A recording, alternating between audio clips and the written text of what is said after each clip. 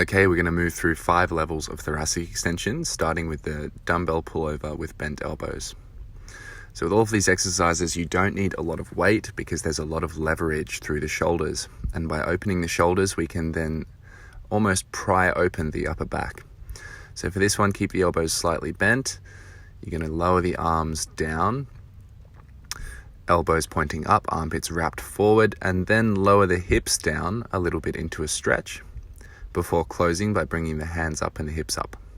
Next, we go on to the same movement, but with straight arms, and this makes it slightly more intense on the shoulders. There's a little bit more complexity. You have to understand how to wrap your armpits forward more independently without the elbows helping you do that. Keep the chin tucked, reach the hands as far behind your head as possible, and once your arms are reached as far back as they can be and you're opening up over that bench, drop the hips down to get a nice stretch. You should be feeling it just below the shoulder blades. Then we move on to the dumbbell pullover with foam roller. And so for this one, pelvic tilt becomes a bit more important. So we're going to talk about that one a little bit now. So notice how my rib position is affected by my pelvic tilt. If I tuck, my ribs drop. If I arch, my ribs lift. And if I go from tucked to arch, then my lower back and ribs kind of do all of the moving. What we want to do is keep the pelvis stable so that we can just isolate the upper back, the T-spine and shoulders like so. Then moving on from this, we can simply add some height by putting a plate under the foam roller, and now the range of motion is increased. And now it's even more important that I keep my core active, pelvis stable, and reach and wrap those armpits forward and towards my ears. That creates the space for your shoulder blades to really move and glide on the rib cage, and then the rib cage isn't inhibited by the shoulder blades, so your thoracic spine can open up more.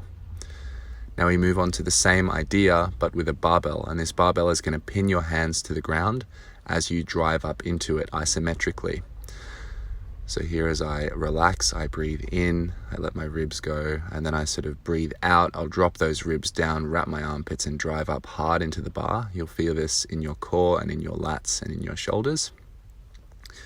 And we progress beyond this by making the body position harder. So we're not allowing any extension now through the mid and lower back because our tuck is restricting that.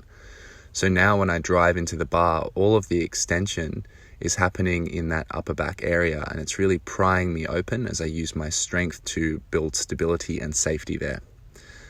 Now the last level is the same thing, but I'm going to drive so hard into the bar that my hips actually lift off the ground.